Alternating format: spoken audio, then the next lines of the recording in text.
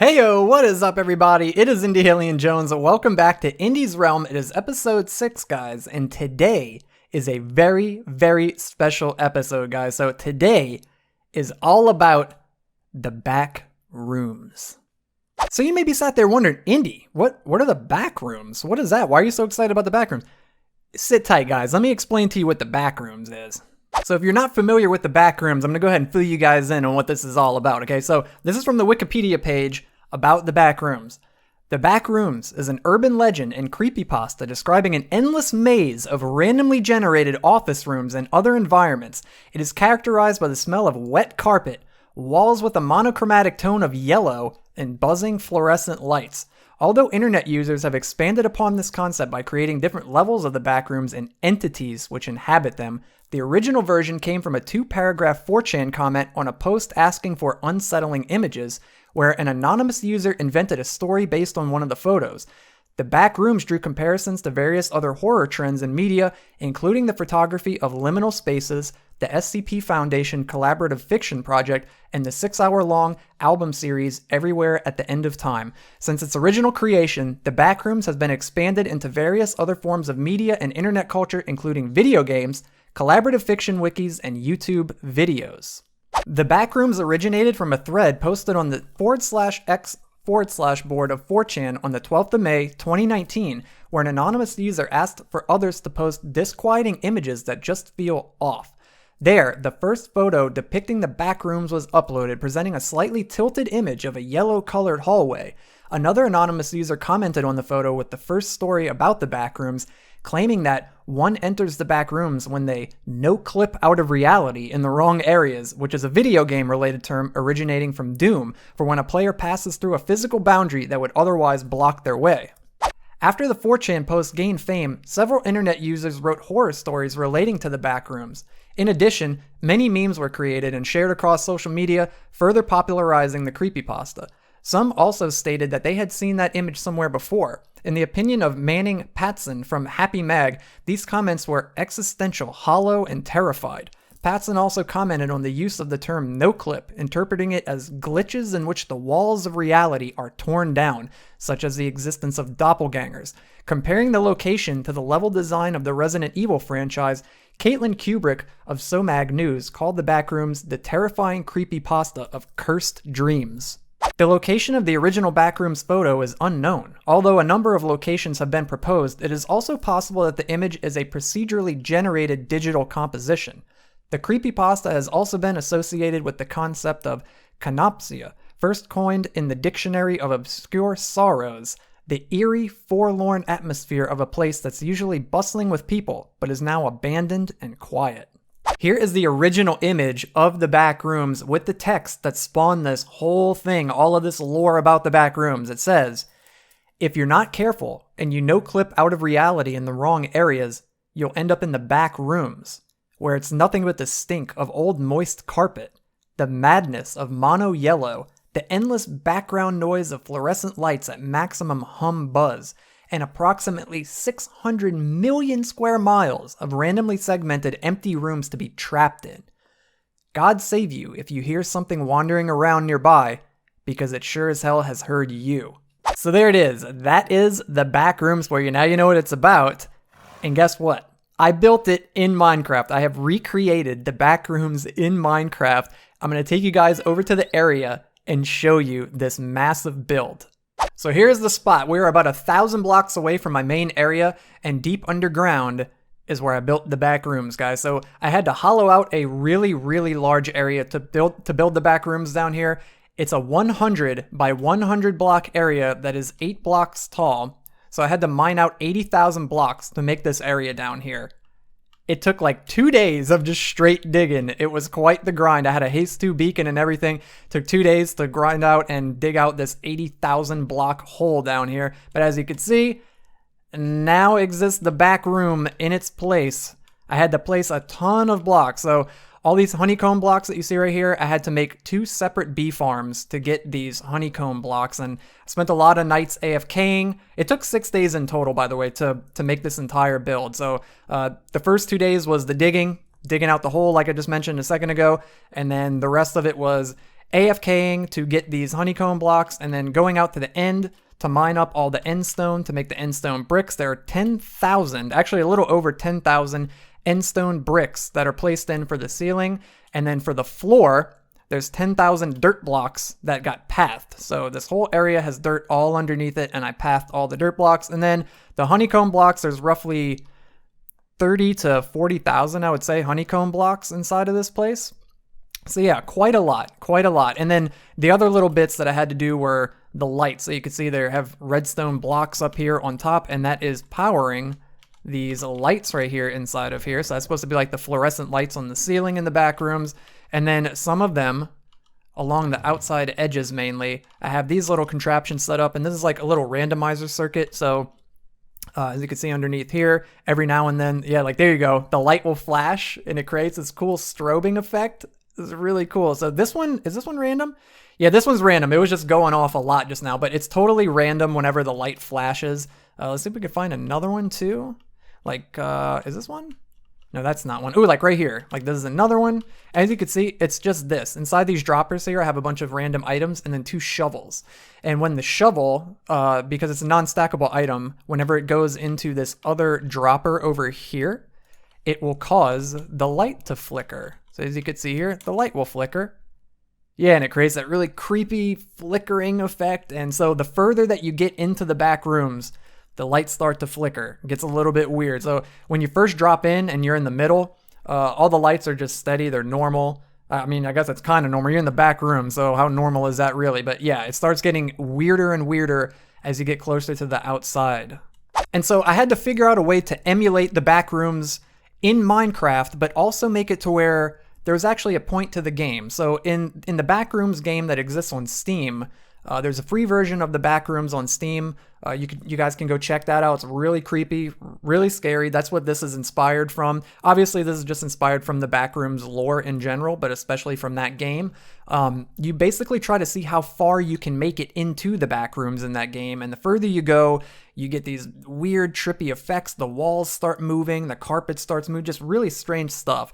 And then the entity that lives inside of the Backrooms will start to chase you the further that you get inside. But I couldn't emulate that exactly in Minecraft. We have some limitations in Minecraft as far as that goes. So what I had to do instead was get kind of creative and figure out a way that players could enter the back rooms, but then not just wander around aimlessly with nothing to accomplish. So what I came up with instead was there's 3 buttons that are inside the back rooms. And as you can see right here, I have these redstone lines, these really long redstone lines that run all along here and underneath the back rooms, and they are attached to a button. So let's come over here. This is going to be where one of the buttons is right here. Yeah, so there we go. So there's like a little hint in the front room that tells you, a little hint about what you're supposed to do when you drop into the back room, and it tells you to remember green, brown, and orange. Well, there's a green, brown, and orange button inside the back rooms, and that's what you're looking for. You're looking for these buttons right here, and when you press the button, it will activate this little circuit right here. It'll push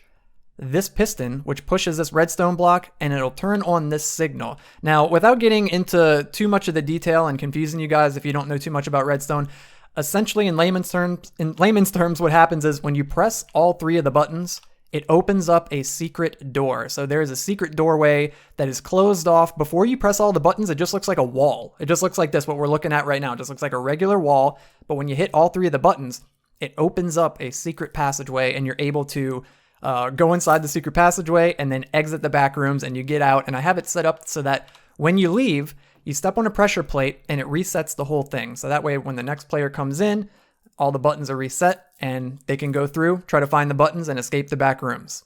But of course, I couldn't make it that easy. I couldn't make it just a maze where you wander around until you find buttons. I had to add the element of the entity that exists within the back rooms lore. So I wanted to use an Enderman because I felt like that resembled the entity more closely than any of the other mobs in the game. But unfortunately, the problem with that is with Endermen, they can teleport, so I'm afraid that he might teleport outside of the back rooms and then I would lose him.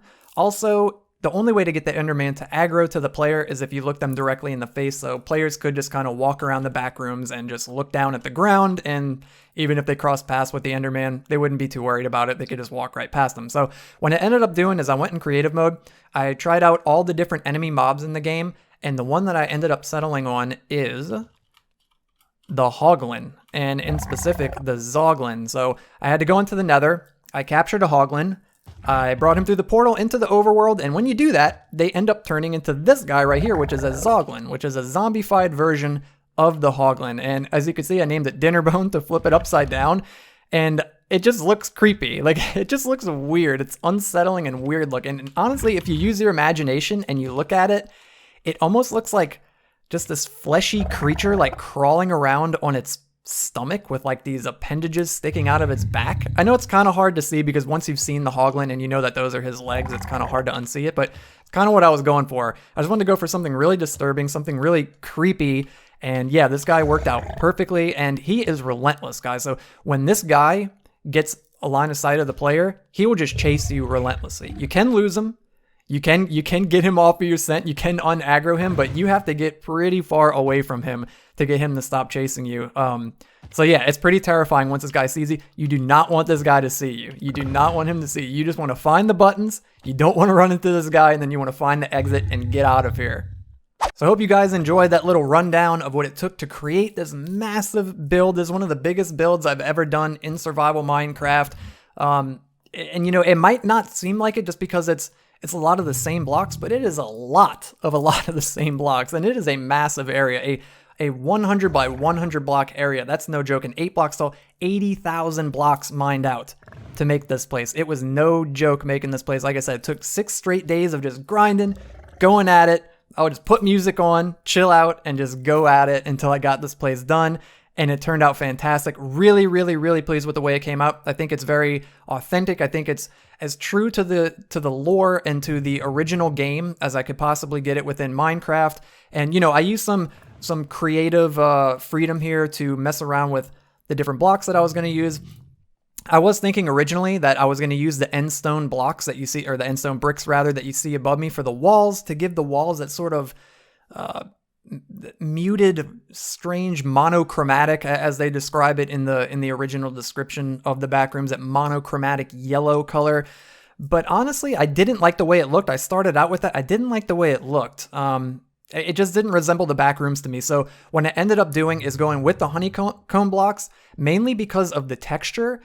And it just sort of resembles slightly, if you use your imagination, and you have to use your imagination in Minecraft always. So if you use your imagination, if you look at the wallpaper from the original Backrooms and you look at the honeycomb block, it has like a sort of similar-ish pattern to it. And I think it looks really cool, and it creates a nice texture on the walls, and something that I wasn't getting with this end-stone brick block that you see above my head here. And I felt that the end-stone bricks worked a lot better as the ceiling tiles, because in the Backrooms, the ceiling is consisting mainly of like office tiles and the fluorescent light. So I thought that they resembled that pretty closely, closer than anything else I could get to work in the game. So yeah, ended up going with that for the ceiling. And then obviously the path blocks on the floor works perfectly because it looks like the carpet in the game, and it serves the purpose of stopping mobs from spawning because mobs can't spawn on path blocks. So it just works out absolutely perfectly. Now that you guys have been filled in on the build, how I made it, how long it took, my thought process, the lore about the Backrooms, and all that stuff, you're caught up to speed. Now it's time for the really fun part, which is watching people go through the Backrooms, try to find the buttons, try to find their way out, and not get caught by the entity.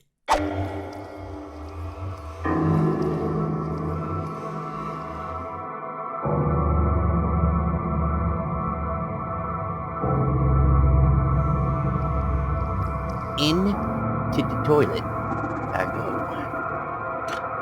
Oh.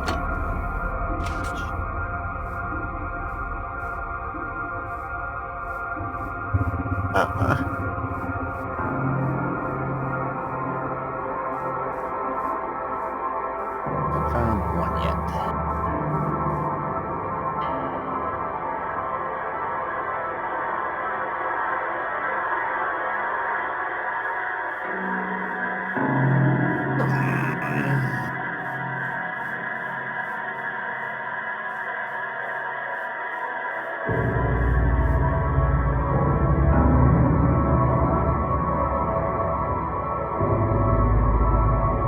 I've seen this corner at least 5 times.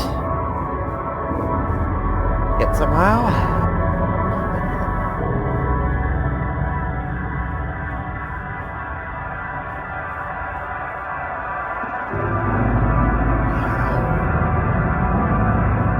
way I need to go!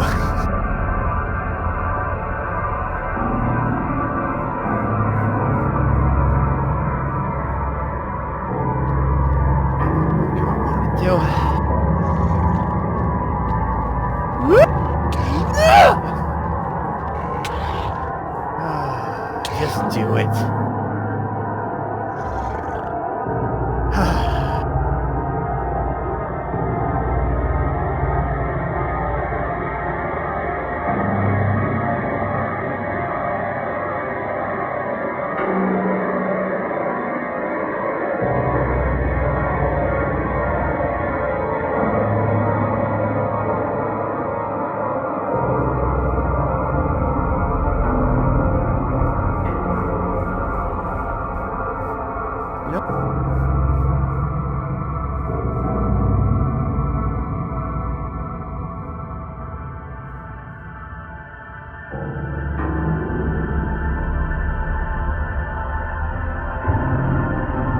That's what I found first last.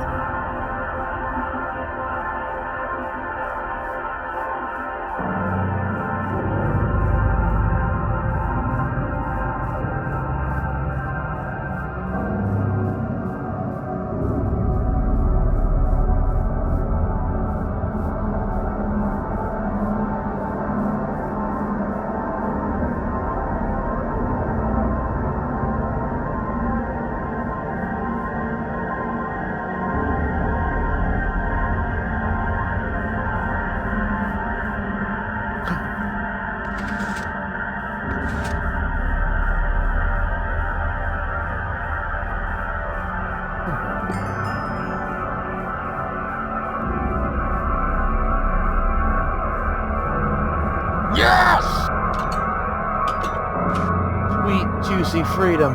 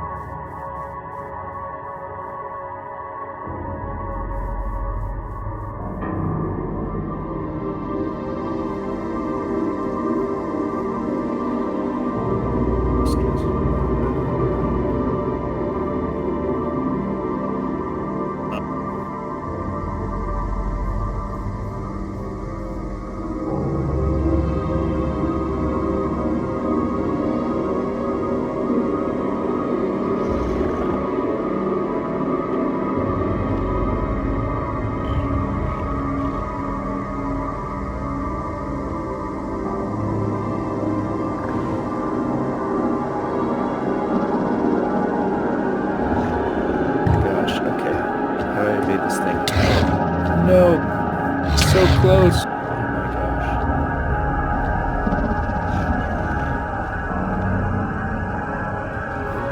Bro.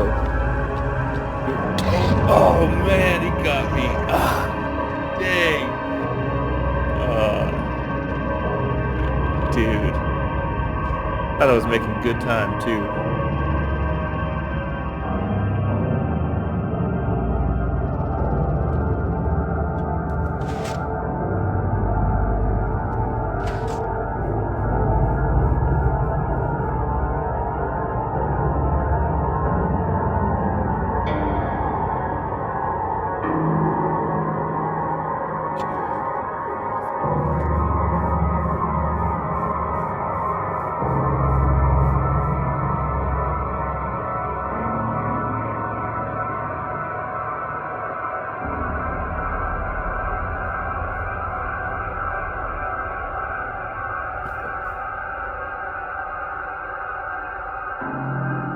I press this button yet?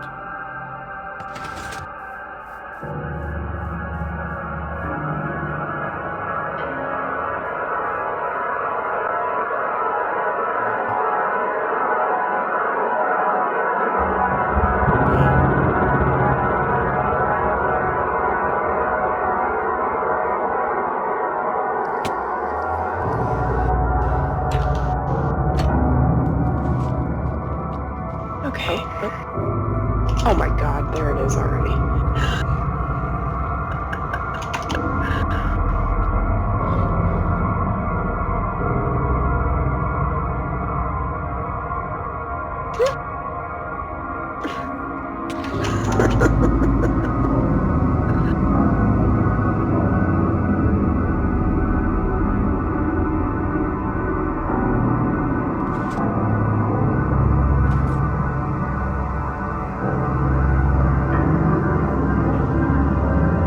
Oh, there's Wanky's grave.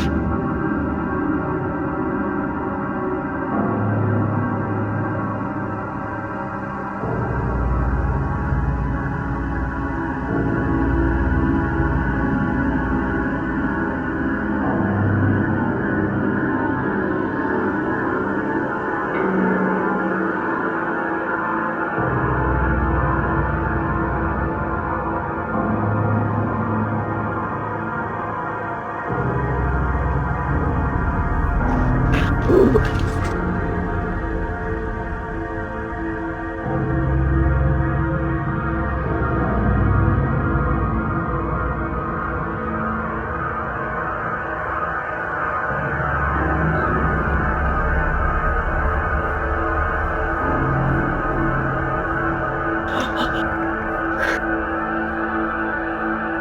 Oh shoot, oh shoot.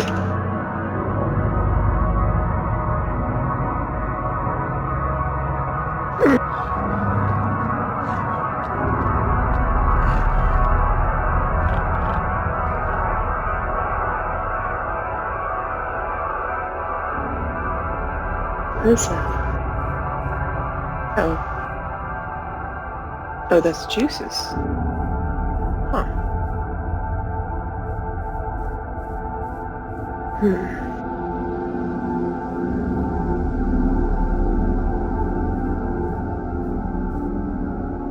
Ooh. Number 2? Okay, one more. Oh, that's me.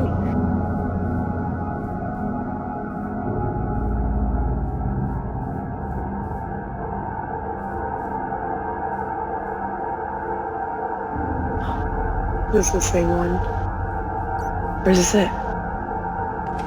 Oh, that's it. Okay. No, it's not.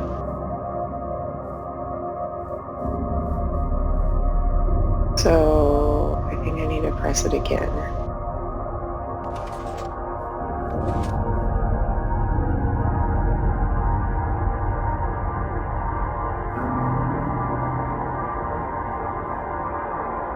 I don't remember if I pressed this one or not. I feel like both of them were on the right side, but I could be wrong.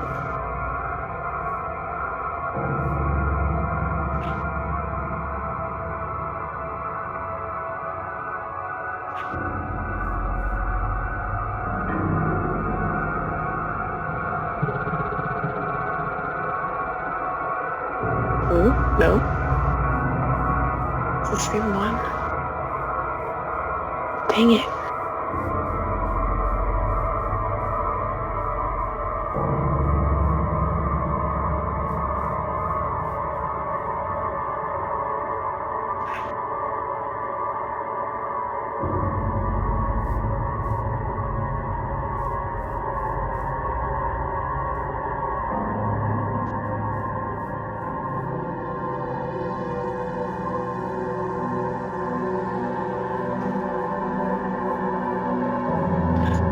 Ooh. I don't think I hit this one yet, so I'm gonna go ahead and do it, and hopefully